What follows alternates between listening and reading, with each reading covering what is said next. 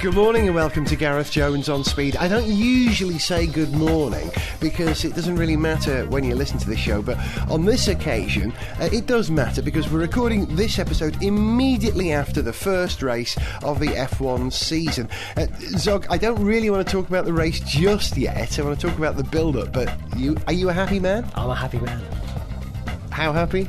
Very happy. Oh, no, the first race of the season is, always something special. It's, you've had those, weeks starved of any kind of action, and you just, you follow a bit of winter testing, but it's, that's nothing really. Yeah, we get really excited before the start of the first race. I always try and get a little bit of sleep before the race so I can stay awake through the night, but it's almost impossible on this occasion. Perhaps because we really believe that Lewis was going to do very well this weekend. Now, I want to come to the results of the race presently, but something happened this year, something we haven't been able to do in this country for a while, and that is to follow practice and see pictures of practice. I know you were doing it. Yeah, ITV really got that together this year with the online coverage of the season, and they're doing live video streaming of the practice sessions without commentary, so you get this kind of real sort of fans insight, unmediated by by any chat over the thing. You're hearing all the mechanics talking to the drivers in the pit, trying to figure out what they're saying, and you can only hear half of it. You can't really tell anything that's going on, but it's just but you're able to follow the build-up to the race in a way that you haven't been able to in previous years, and that's been great. Even if it does break down all the time and it's kind of rather lousy quality and slightly distorted, but it's still good. If you're an addict like we are, and I think anyone else who listens to Gareth Jones on Speed, that kind of methadone, if you like, for the heroin addiction that is Formula One. Yeah, you're not there in the middle of the night, peering at your laptop, trying to figure out what's going on in Melbourne. I found what was really good, because I was sitting watching the images live on my computer for practice and the build-up, that I could run the FIA's own timing screens from the Formula One website simultaneously and do my own commentary. Nakajima's on a hot lap, unusual. You've got to keep yourself entertained. Now, I also got a chance to see the cars in motion for the first time. I've seen lots of stills pictures of the cars. And you do always like to look at the shape of the new cars and try to figure out what they might be doing with the aerodynamics, and see what areas people are working on. So, what have you picked up this year? What are you? Quite a lot. I know you were talking about the BMW quite rapturous terms. Yeah, I know. I it's a combination of things. I think the idea that Kubica being in the car makes the car more attractive for me, because I do rate Kubica. I think he's fabulous. So I'm paying more attention to the Sauber BMW or the BMW Sauber. What I really like about it is that it has these unique front winglets on the top of the nose cone, if you like, just forward of the cockpit, just aft of the front wheel line, the front axle line. And I swear, because of the colour and the way that it has this kind of, 45 or 60 degree raked leading edge to these fins, and these kind of winglets that pop up, if you imagine that thing upside down, it looks almost exactly like the Angel Interceptor from Captain Scarlet. It is a reach, but I know what you mean. I do know what you mean, and there's something in it. No, it's true. I've actually created a picture of something that will explain what I'm talking about, which is on the website, Gareth Jones. Yeah, GarethJones.tv, and go to the On Speed pages, and you'll see it for this show 51. You'll see what I'm talking about. But what I like is all these aerodynamic improvements. For me, Formula One is very much about cars and the technology in cars, and that technology being visible. So aerodynamics is a great way to do that. Almost every team have what they call the bridge front wing now, with the exception of, I think, Renault and BMW and perhaps one other. But they all have different solutions. BMW's solution is the Angel Interceptor wing, right? I do like the look of the FW108, festooned with winglets. It looks like, a lionfish or a dragonfish or one of those boxfish these days. But which of the cars looks fast to you? Which is the one that you think looks just on the basis of what looks right appearance. Goes right? Yeah. What's doing the right things? Well, you've got to say the McLaren, because it does look like a kind of a silver knife slicing through. It's got lots of vertical planes to it, and it looks like it's going to cut through the air. It looks long and sleek. But, the colour scheme does sort of flatter it, though. I mean, I agree it's a great-looking car, and I agree it looks fast, but I think it's got fast paint, I think. Yes. Fast paint. So there was a reason why McLaren decided to paint that thing that colour. There you go. Yeah, laminar flow. So the car that I think doesn't look fast is the new Ferrari. Now, do you remember was it the 156? Do you remember the nickname of the shark nose? Thank you. Yeah. We had the shark nose where it had those two lovely flared nostrils. Phil Hill drove it. The classic F1 Ferrari, of which there are famously no examples left. Is that right? I didn't know that. Yeah, there are. Well, the Ferrari was very unsentimental about his racing cars at the time, and the old cars, once the season were done, were just scrapped to be reused, broken up, made into other things, and the shark nose, despite being one of those beautiful F1 Ferraris to a lot of people, there are none of them left. Any that you see are copies, replicas of some kind. Well, we have a new shark nose, the current Ferrari, the F2008, I think it's called. I think it's a shark nose. If you look at it, they don't have a bridge wing per se. What they have is something rather like I think Toyota had for a while last year, and that is a kind of a moustache upper plane to the wing, where the upper element of the front wing comes out of almost the very forward tip of the nose, like a moustache, and this sort of large gaping gap between that and the lower elements of the front wing. Yes, it looks like a shark nose. The trouble is, it looks like a basking shark. Those great filter feeders. That's not a fast look. No, it isn't, is it? It's not. But it's a new shark nose. And so, once again, there's a picture of that on the website, my interpretation of it, which I think you should see. Okay. The last car I wanted to mention briefly in this section of the show, so I want to talk about the race in a moment, is the Renault. If you look again at the front wing of the Renault, it's got this lower chin element, if you like, a bit of a Bruce Forsyth or a Jimmy Hill reaching forward low. It's almost like a little cupola, for want of a better word, hanging down underneath the main element of the front wing. But it's kind of like it's a pooper scooper. You know what I mean? Scooping up the poop. Ice cream scooper, or what do they call these things on the cow catchers? Cow catcher, but it's in reverse because it's. Or even one of those Amazonian people who wears huge plates in the bottom lip. How you doing? I'm doing all right. It's a bit scary. Stings mates or something. I don't know. One of Stings mates. Yamamami? No thanks, I've just put one out. So if you want to hear what happened in this race and what we thought of it, we'll tell you after this.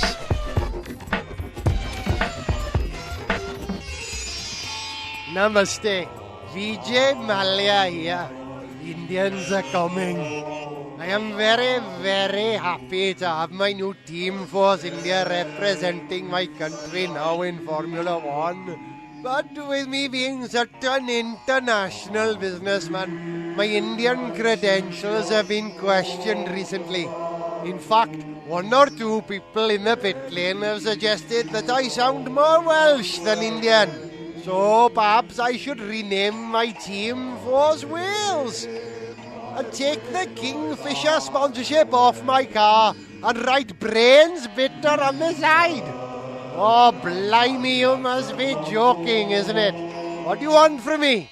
Coal mining? Sheep? Tom Jones? Next, they'll be suggesting that I don't reserve a place in my team for Naren Karthikeyan or Karan Shandok, and instead book Tom Price as my driver. Quite frankly, I would. But honestly, Mr. Price is simply not available. Look you, that's lovely, isn't it? Gareth Jobs on Speed. Lovely. Yeah, nice to have a new accent in Formula One, or perhaps an old accent, I don't know. Absolutely. Now, Force One India didn't really sparkle in this Melbourne race, did they? Where did they qualify? Let's just have a look at what happened in qualifying. We had Fizzy qualify. He was down in 17th and then sort of 19th. But that's that's about where the car should be, really, isn't it? That's where they should be on the grid. So, very glad to have them there. Really, giving it as good a spot as it could reasonably expect to get 17th. Qualifying was very entertaining, wasn't it? We had Hamilton got pole, but not for the want of Kubica trying. He was absolutely flying, wasn't he? And might well have got pole. Some people reckon if he hadn't made that little mistake, possibly, but maybe it looks like BMW's got some real pace this year. They had a very good year last year, but there's a question about sort of how much they could really step it up. Can they really? Can they get on terms with McLaren and Ferrari? Yeah, BMW have promised to be really great for a while, but they haven't yet had a victory. So are they this year going to be the team to challenge for the championship?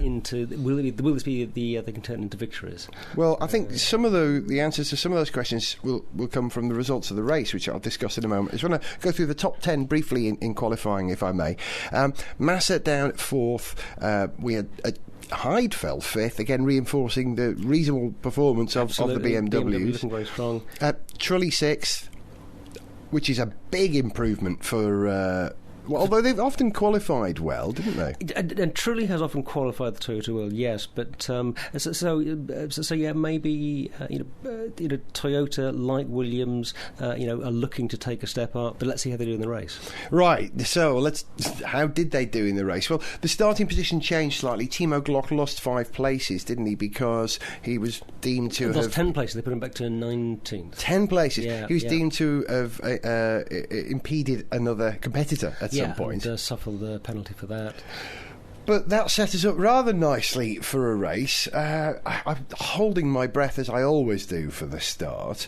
Lewis managed to get away without traction control. And there was plenty of action at that start, plenty of action at the first corner, which, fortunately for Hamilton and for McLaren, was behind the back. It was, the back of the field, and we, lost the first couple of cars about then, I think. It all went off. Sorry, I just putting my glass of Bucks Fizz back down over there, celebrating the wonderful race. Yeah, it all went off. I've just got a list of all the retirements here, but basically, in the first lap, we lost Sebastian Vettel, who we were both hoping to see a bit of a star performance from, and he's capable of it. Yeah, and when you think that at the end of the race, his teammate Bordes was running 4th before he had his engine problem, you'd have to wonder whether Vettel might have been up there instead. Interesting. I mentioned, I think in the last show or a couple of shows ago, that Toro Rosso running the old car could be a bit of an advantage in the first race. They're running a tried and tested package rather than running a new car. That said, although that tried and tested package let them down, didn't it? Indeed, it did. And the Red Bull didn't go at all bad itself. No, that's true. Yeah, until they had their problems. But, but very disappointed that Vettel didn't make it.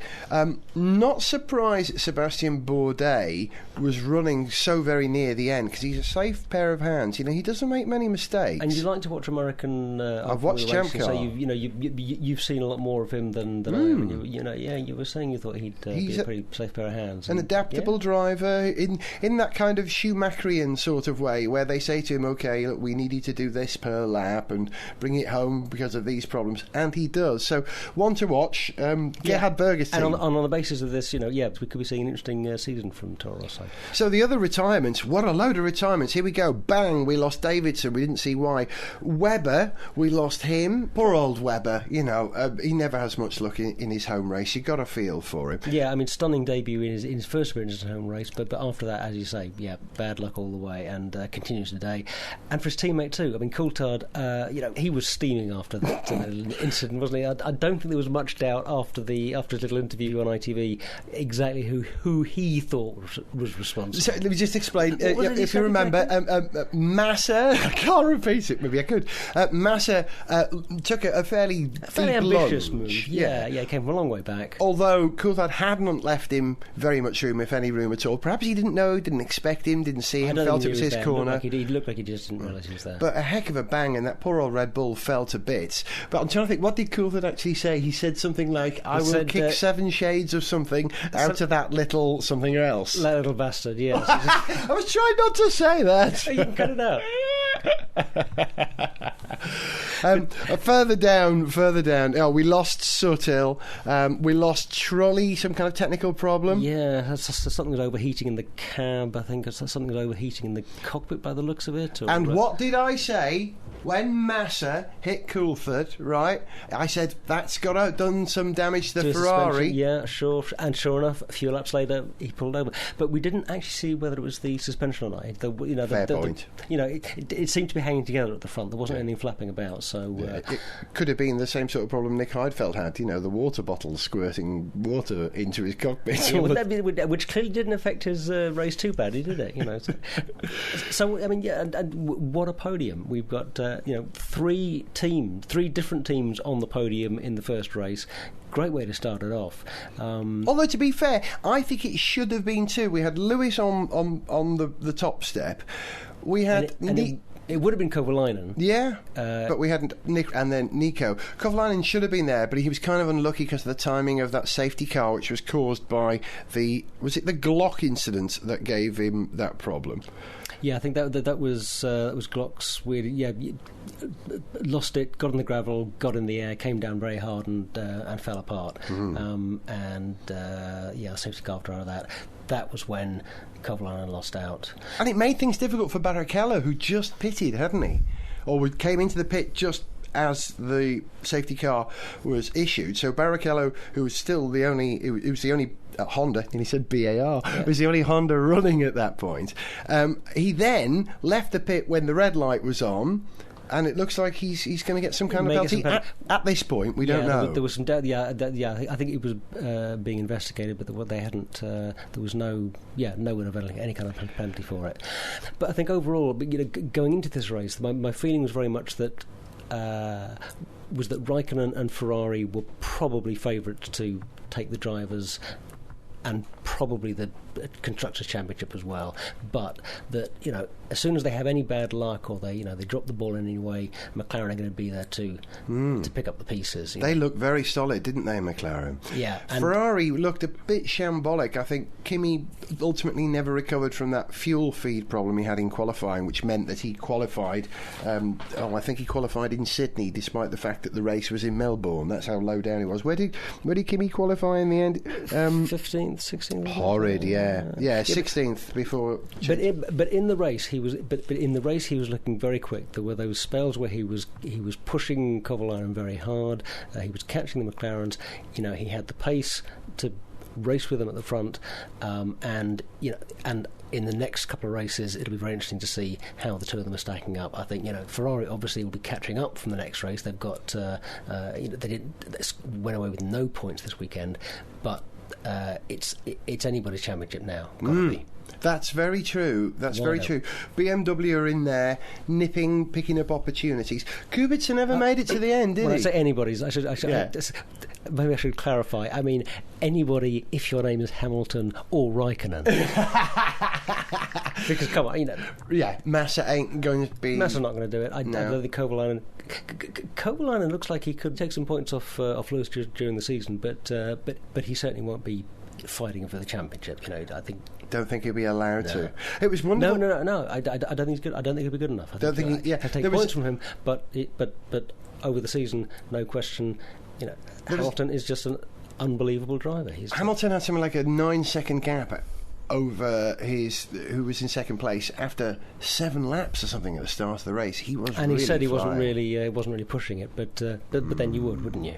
Yeah, you would. You do. And interesting psychologically, we hear that Heikki and Lewis allegedly get on very well, but there was a little sort of vignette, a little kind of semi-rehearsed bit of a routine between them before the start of the race on ITV in Britain. It was awkward, wasn't it? It was a slightly odd sort of thing, yeah. It was sort of semi-rehearsed, sort of candid camera kind of eavesdropping on a set-up chat between the two drivers. Yeah.